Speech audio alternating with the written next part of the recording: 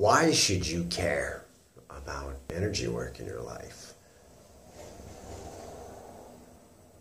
Everything we do is energetic. We've talked about chi, prana, and material reality. Let's take that a step further. The principle is that within a certain range of vibration, where vibrations are from this long to this long, everything in between, exists a wide range of aspects of what it is to be alive. What that means is that all these different vibrations, sort of like radio stations, contain information. So there's little bits of information written on each of the vibes. The one that's this long has information here. The one that's this long has information here. And that's how different vibrations can exist within the same space. That they're vibrating and missing each other. They're not on top of each other energetically, and they can weave. For that to work well, they have to harmonize. For them to harmonize, a lot of things have to happen. So the first step is to believe it. Thoughts and emotions have a resonance, whether you believe it or not. And the way we influence them can help shape that resonance in a way that enables them to harmonize.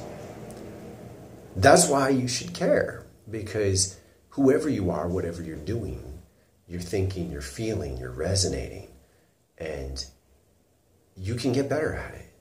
You can get so much better at it that whatever it is you do can improve. So this is both a way to address sickness, a way to address dis-ease, and a way to enable extraordinary grace and empowerment and enlightenment.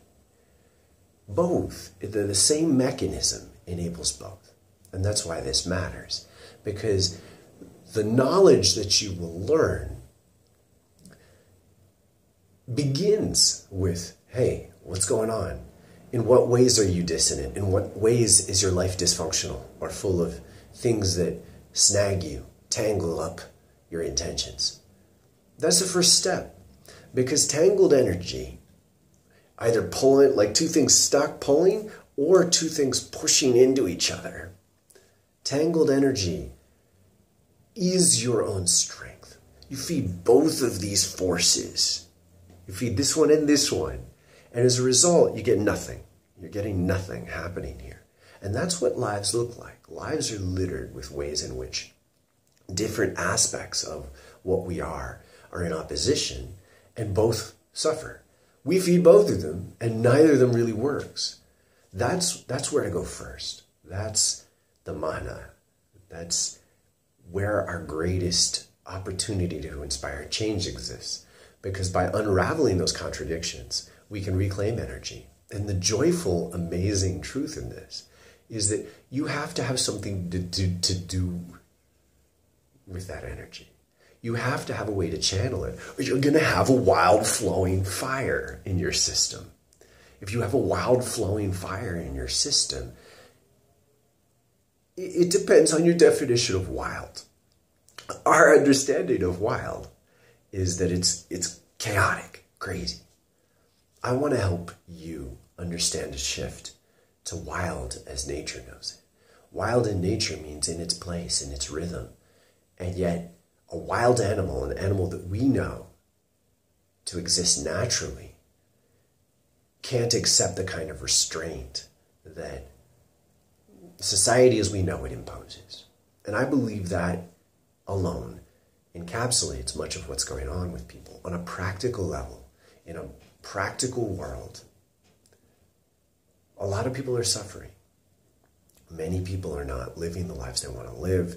They're feeling desires and dreams that are seemingly out of reach. And much of that is because they don't know how to allow these forces to interrelate.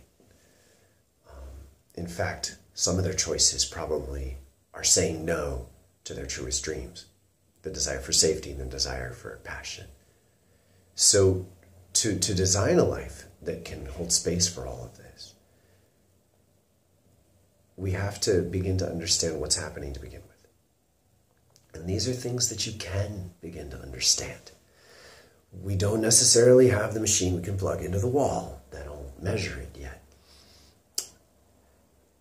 These energies can be felt. They are felt. You are feeling them. And they can be felt in a way that helps you to rechannel them. It's much more difficult to stand in the way of a river and tell it to stop than it is to stand on the side of the center of a river and help it go this way, help rechannel it.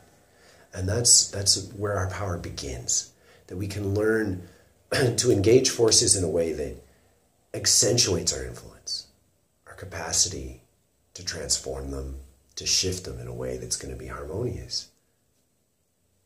And that's where we go.